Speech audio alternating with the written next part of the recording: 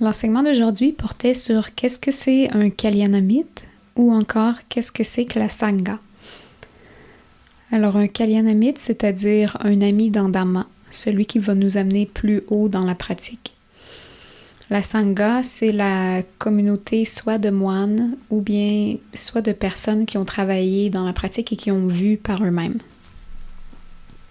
Donc c'est quelqu'un qui a déjà atteint un certain niveau dans le chemin, là, qui a vraiment vu par lui-même et qui peut, à cause de ça, l'expliquer aux autres.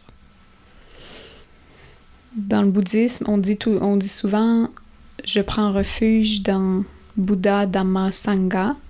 Alors on nomme 3 choses, mais en réalité, ces 3-là, ils font qu'un ensemble. Donc quand on dit « je prends refuge dans le Bouddha », dans le fond, c'est lui qui a trouvé le chemin puis qui l'enseigne aux autres. Il est mort, ça fait plus de 2000 ans. Donc quand on dit ça, je prends refuge dans le Bouddha, évidemment, c'est pas dans son corps, c'est pas dans son esprit, et puis là, on l'a jamais vu, c'est pas ça qu'on veut dire. Ce qu'on veut dire, c'est vraiment ce qu'il a enseigné. Donc quand on dit je prends refuge dans Dhamma, c'est-à-dire dans l'enseignement, c'est-à-dire dans la loi de la nature, c'est-à-dire tout ce qui est là, peu importe que je pratique ou que je pratique pas. Si je fais du bien, je vais récolter du bien. Si je fais du mal, je vais récolter du mal, par exemple. La loi du karma est là, peu importe que je le veuille ou non, que je pratique ou non, c'est juste comme ça. Donc c'est ce qu'on appelle le Dhamma. Puis finalement, le sujet d'aujourd'hui, on y vient, ça disait la 3e chose dans laquelle on prend refuge qu'on pratique, c'est on dit je prends refuge dans la Sangha. Donc, qu'est-ce que ça veut dire, la Sangha? Des fois, c'est un peu incompris, puis là, on imagine la communauté de moines, c'est-à-dire que ça devient un peu comme une famille, comme une nouvelle famille de gens qui ont la même pratique ou qui s'entraident entre eux, ce qui n'est pas faux non plus. Mais vraiment, quand on dit « je prends refuge dans la Sangha », ce que ça veut dire, la Sangha, c'est la personne qui a déjà fait le chemin puis qui a vu, qui est arrivée à destination. Puis comme elle est arrivée à destination qu'elle a vue, elle peut me guider, elle peut me pointer la bonne place où aller. Donc c'est vraiment ça qu'on veut dire. Il y a un enseignement, mais comment je fais pour m'y rendre? Comment je fais pour l'atteindre? Mais j'ai besoin de quelqu'un qui me dit « Hey, non, fais pas ça! C'est pas par là le chemin, c'est par ici. Regarde qu'est-ce qui arrive si tu fais ça. Regarde plutôt ici, par là-bas, tu y as pas pensé, mais regarde là où ça va t'amener. » Puis ce qui est intéressant de comprendre aussi, on dit vraiment, je prends refuge dans. C'est-à-dire, pour prendre refuge, il faut voir qu'il y a un problème. La pratique, c'est pas pour tout le monde, c'est vraiment pour celui qui a vu il y a un danger, j'ai besoin d'un refuge. S'il n'y a pas de danger, j'ai pas besoin d'un refuge. Alors, c'est de voir dans la vie ordinaire, peu importe ce que je fais, peu importe ce que je bâtis, je vais tout perdre. Que ce soit dans 5 minutes demain, que tout ce sur quoi j'ai travaillé va s'effondrer, ou que peu importe les événements qui vont arriver, je vais le perdre, ma famille, je vais la perdre, au mieux du mieux, je vais juste mourir puis je vais le perdre. Ou les gens que j'aime vont mourir et je vais les perdre. Il y a une seule chose qui est certaine quand on meurt, c'est qu'on va mourir, et donc tout ce qu'on bâtit, tout ce à quoi on est attaché, tout ce qu'on aime, va mourir aussi, puis on va le perdre. Donc, c'est celui qui réalise ça, puis qui voit, je vais travailler toutes ces années-là, je vais passer tellement d'années attachée à quelqu'un pour finalement, à la fin, le perdre. C'est inévitable. Alors, est-ce que c'est ça la vie que je veux? Alors, c'est pour cette personne-là qui voit, c'est pas ça la vie que je veux, je peux pas faire dépendre ma vie sur quelque chose que je vais perdre de toute façon et que je sais pas. Ça peut être dans 1 minute, ça peut être dans 50 ans, mais je vais le perdre. C'est la seule chose qui m'est garantie. Alors, celui qui voit un danger dans cette vie-là dit « Oh, ça marche pas, j'ai besoin de prendre refuge », un peu comme si je suis en pays de guerre et que je vais prendre refuge, je vais devenir réfugié dans un autre pays. Je dis « J'ai plus de sécurité là-bas, je peux pas avoir une vie là-bas. Acceptez-moi dans votre pays pour que je puisse être en paix, pour que je puisse vivre en sécurité. » Donc, dans la pratique, quand on dit « je prends refuge dans Bouddha, dans Dhamma, dans Sangha », c'est-à-dire ça, je vois le danger dans la vie, que tout ce que j'aime, je vais le perdre, et j'ai besoin de refuge pour m'en sortir, parce que je pourrais pas être en paix avec ça. Donc, ça nous amène au point que la Sangha, celui qui a vu, qui a fait déjà le chemin, et qui peut nous le montrer, il peut pas faire le chemin à notre place. C'est un guide. Alors, c'est un guide qui connaît la route. Et si on cherche le chemin, il va pouvoir nous pointer. Si on n'est pas intéressé, il peut nous pointer tant qu'il veut, on va pas le suivre.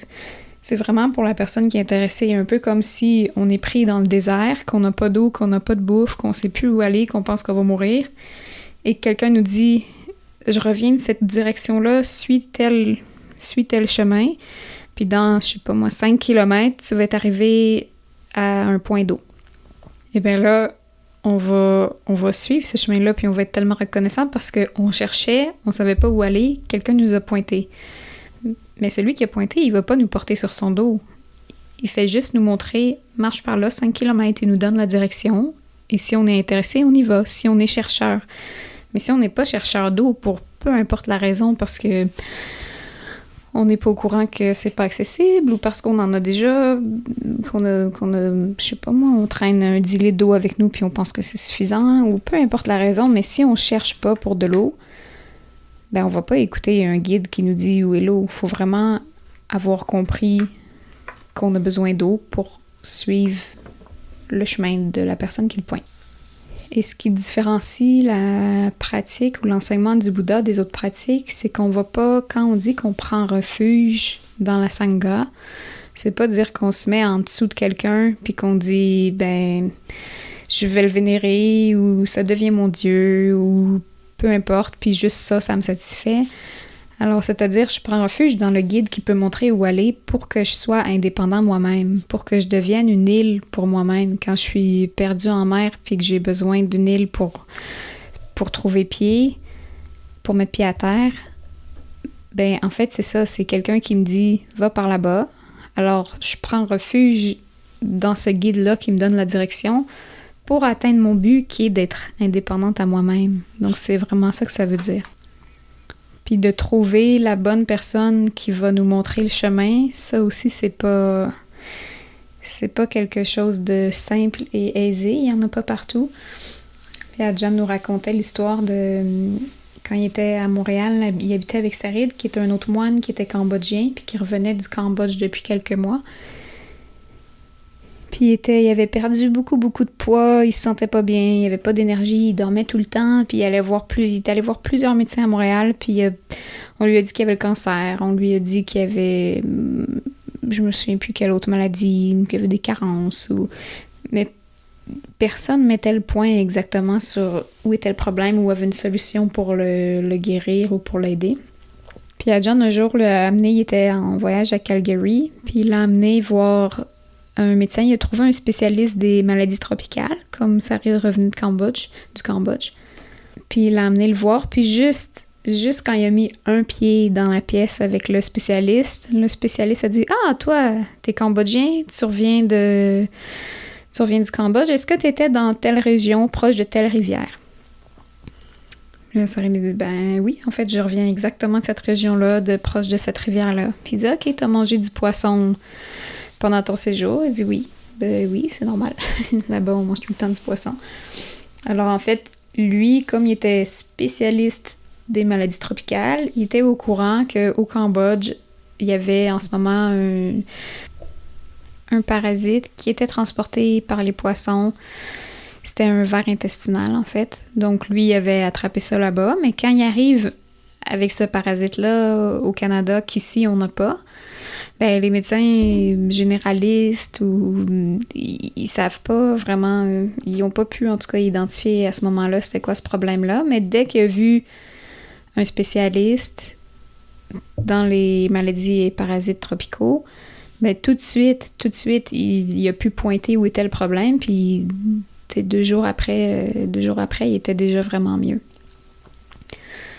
Donc de là, on revient à notre exemple de Sangha ou de Kalyanamitte. Alors c'est celui qui vraiment connaît le problème, puis sait comment le régler. Parce que lui-même avait ce problème-là, et lui-même l'a réglé, a trouvé le chemin pour le faire. Alors il peut nous montrer, comme ce médecin-là qui a dit « Ah ben tiens, 2 comprimés, un chaque jour pendant 2 jours, puis après ça va être bon. » Donc la même chose, celui qui connaît le chemin qui dit « Prends le nord-est, marche 5 km, tu vas y arriver. » Alors dans Dhamma, c'est ça. C'est celui qui connaît parce qu'il l'a fait lui-même et qui peut pointer pour qu'on puisse marcher nous-mêmes pour devenir indépendants nous-mêmes.